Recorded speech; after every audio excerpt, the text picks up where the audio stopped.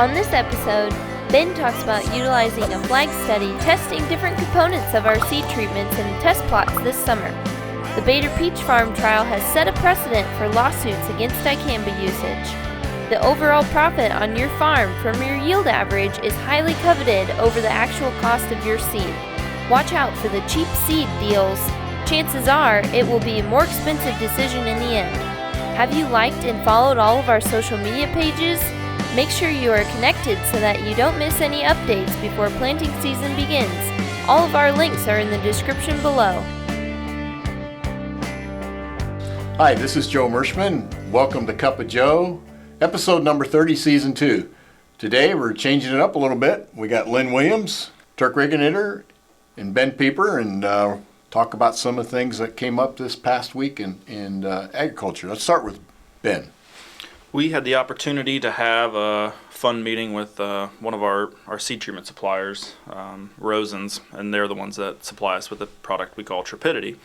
And I just kind of wanted to show you guys or explain to you guys what we're going to be seeing in our seed guides, and hopefully in a couple episodes of Cup of Joe as it comes forward. We're going to be doing flag tests to visualize how every time when you have a Trepidity product versus a non-Trepidity product, we have more even emergence, and the way that we're going to show this is this flag test. So Trepidity is our new biostimulant that we put on our seed. It has many different components. We actually describe it as 3, but within those 3, there's subcomponents. Correct. So it's a pretty complex product, but the whole idea behind it is to mitigate stress, correct, Ben? Yep, mitigate stress and wrap everything that plant needs to get out of the ground as fast as possible around it. So more uniform emergence faster is what Trepidity brings every time, no matter what conditions are. Correct. So we are going to be in all of our test plots, or as many test plots as the cooperators want to do, where we're going to be running Kennedys and Mohawks are the 2 varieties that we're gonna run with. So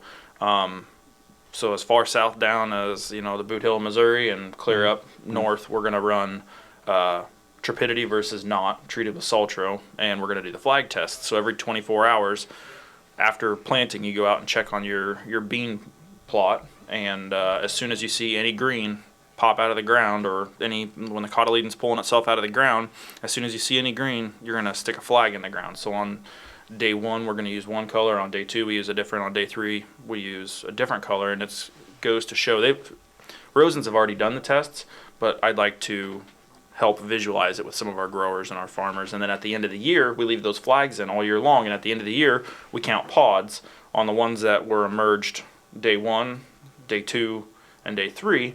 And what they find is that the plants that come up evenly, the plants that come up first always have more pods. They always have, they're just a healthier, more established plant. They have more nodes. They're ready to roll. So this is a slightly different concept from the standpoint of talking about soybeans and corn. We've always talked about uniform emergence. That's the critical thing to high yields. But now they're pushing that down, or at least belief that soybeans benefit from uniform emergence also. Correct. So yeah, we when you drive by, most of the time when you see it in a cornfield, it's a precision planter study where they do the same concept. So well, and I know why we're bringing this up, because there's so much confusion when it comes to seed treatment. I mean, there's just so many options, and so we internally we kid around a little bit and said, instead of calling it bonus coat plus with Pearl Coat Plus, well, I'd just call it full boat or fully loaded, because as we go against our competition, they go, well, what do you got on your seed? And they go, it's a full boat, fully loaded.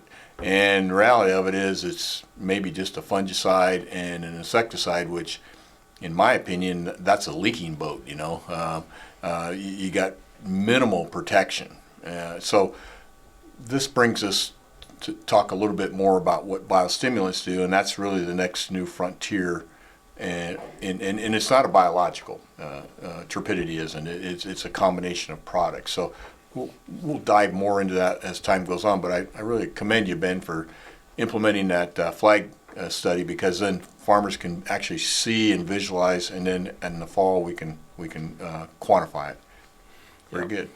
Those that even emergence is so important, as we know in corn, and what we're learning is it's just as important in soybeans. Yep. Yep, anything to do to help the beans get out of the ground, to prevent replant and there's a whole bunch of reasons why we want those beans to come out of the ground as fast as we always have some type of stress. Yep. So mitigating stress is critical. So I always say the two most critical times in a soybean's life are emergence and then rain during pod fill. And you can have a lot of bad things happen in between those spots, but you've got to have a perfect stand, and then you've got to have proper rainfall if you're going to get maximize any shot of above trend line yields. Turk, I know you've been studying the legal aspects of this industry, which is seems to be kind of becoming more mainstream anymore. So bring us up to date on what you're seeing out there. It seems like with what's going on in the industry right now with the Roundup lawsuits and now the Dicamba trial that was in Cape Girardeau, where Bader Peach Farm was suing Monsanto for the basically the loss of their entire orchard for peaches, and after a week long or almost 2 weeks. 3 weeks, wasn't it? Well, it was quite a while longer than I thought it would take, but in the end, the jury decided to award Bader $15 million for damages. Actual damages. And then they assessed $250 million toward BASF and Bayer, Monsanto, for punitive damages. And so, huge award for the punitive damages. And again, just like in the Roundup trial, the reason that they gave for those large awards was how they went about getting that registration to start with, and the fact that they knew, and it was proven in court, that they knew ahead of time that this product was there was going to be drift issues, and they even had assessed what percent of farmers would be complaining about it. So drift and volatilization. Volatilization. And that's probably what the peach farmers more volatilization. And the fact that they did not allow university scientists to even test it ahead of time because they knew what they would find, and they wouldn't allow them to test because they knew. So Turk, what impact is this going to have on farmers that are contemplating, are planning to use Dicamba, and then over the top, and then also applicators now that the precedent has been set? Well, the fact that there has been a case heard, tried, and damages awarded for the volatility aspect of this product, it opens the door for all lawsuits against anybody that is happening, or that can happen. And so I understand that they're going to appeal this, and they're going to go back, but I highly doubt whether they're going to be successful given the facts that we know of from this case in any appeals. But again, that's my opinion. Yeah, and it's going to be, it's not good for the industry when anybody loses just because of the fact that the precedent's set, and it's just not going to be a positive thing because it's going to raise costs to bring products to market now. Any herbicide is going to have to be held to even higher standards. Mm-hmm. It's not good, but on the other hand, if in life you take and manage risks yourself, it makes you wonder, if the risk is worth the benefit when you have other options like Enlist E3 and LibertyLink GT27s, which have been proven not to have the volatility issues that you're dealing with Dicamba. So this case was heard on the merits of vapor drift moving on to a peach farm. Right. We haven't even started seeing lawsuits about environmental issues, about possible health issues.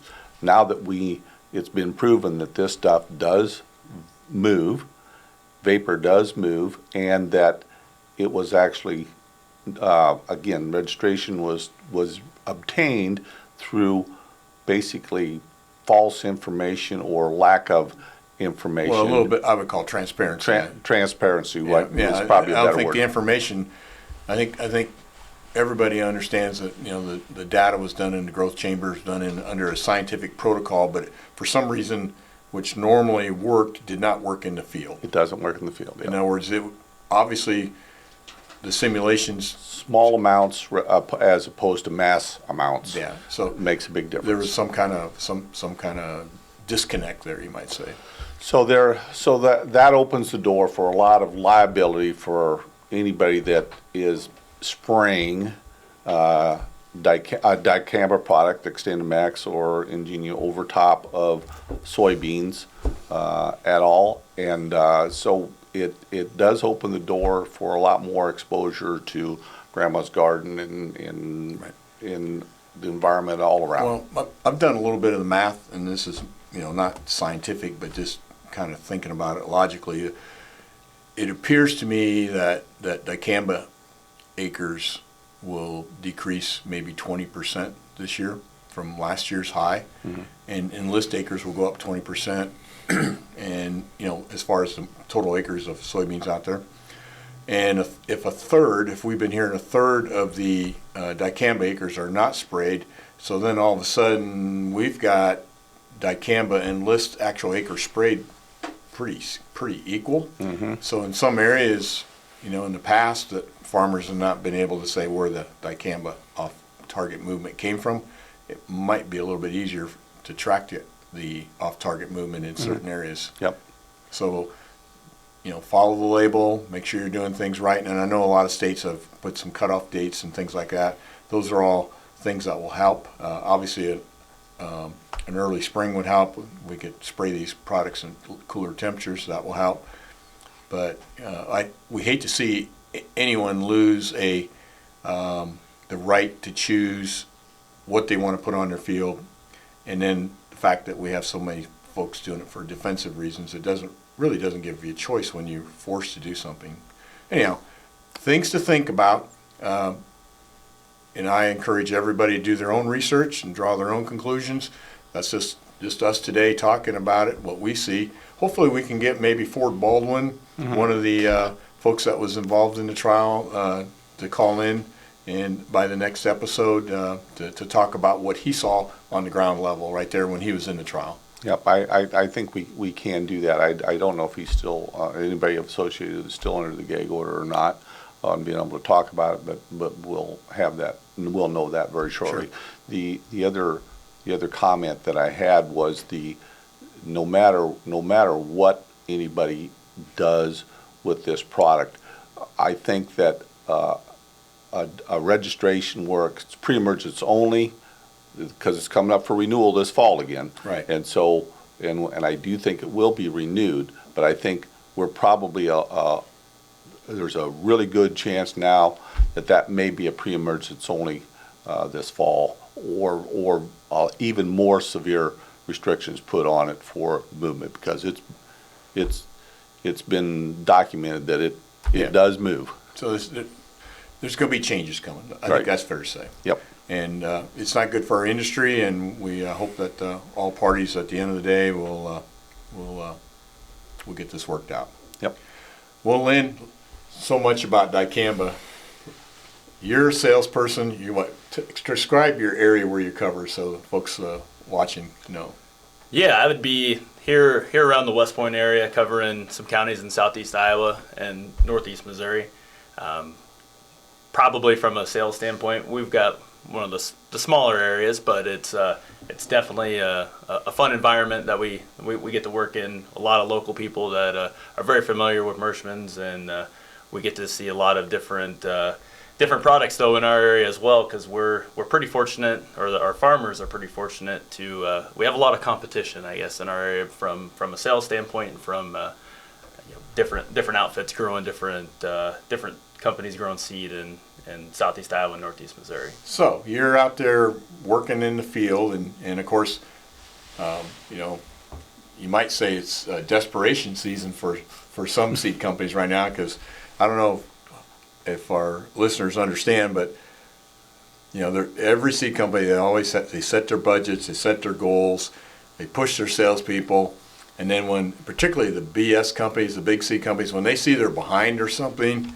then they go into desperation mode. I always say it's like you're 10 points behind and there's less than 2 minutes to go in that basketball game. What do? You start launching threes, and maybe that's not the right thing to do, but you try to catch it all up in one big barrage. So is that going on this year? For sure, we've definitely seen that, and I think that's even compounded by the nature of the fall that we had. A lot of guys didn't make a decision until after they got their crops out. Well, we drew that into November and December, so naturally we pushed our sales dates back, and then now we're getting into February, and there's still probably I'd say 10%, 20% in our area that still haven't made a decision. They're just trying to figure out what's going on, and some of that relates to some court proceedings on what direction they want to head, if they want to go Dicamba or enlist or a different option. So, right now it's I won't say the Wild West because nobody's getting shot, but it's definitely pretty exciting from a salesman standpoint that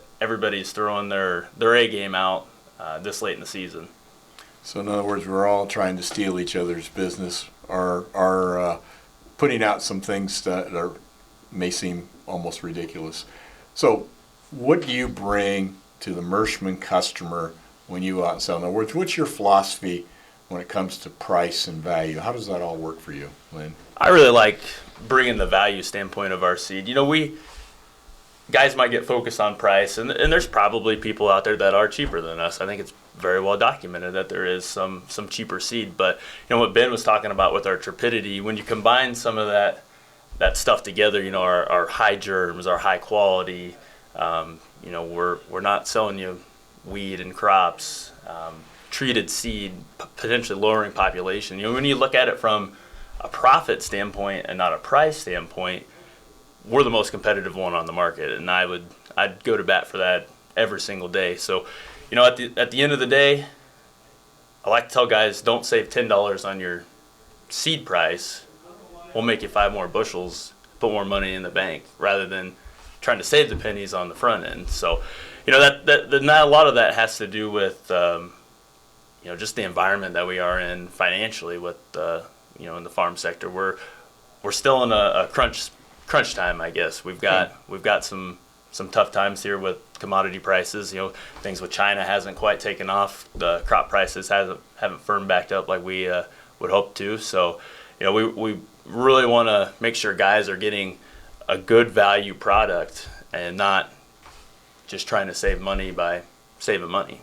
Well, Lynn, your message to farmers is stay calm, focus on the end result, not the cost. Exactly. In other words, focus on that extra 5 bushels, not the extra $10 in savings or $5 or whatever the number is.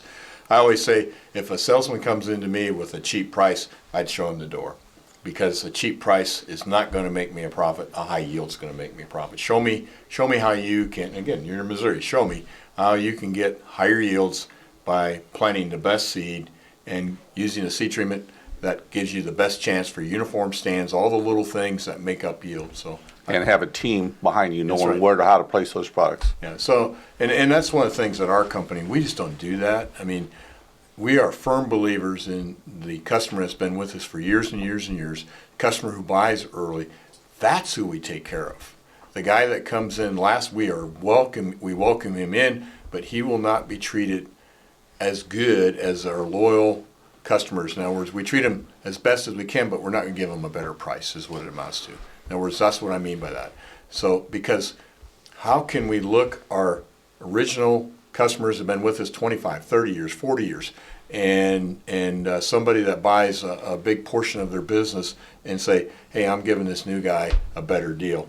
I don't know how companies can sleep at night doing that to their customers. So we want to get folks at the end of the season. They're important to us, but we want to try to move them up to an early buyer, save them some money, do things in a well-planned manner so that they can be efficient and get additional yield. Most every farmer out there, Joe, can relate to the fact that sometimes free seed can be the most expensive seed that you plant on your farm. Just remember that in seed business, time and money are interchangeable. If you want it fast, you typically pay more, just like when you go to the convenience store. But if you plan ahead, you typically pay less. So that's our philosophy. Time and money are interchangeable. So, Lynn, we appreciate your telling us about how hand-to-hand combat, and I'm glad that nobody's getting physically hurt, but there's probably a few people stressed over all this right now.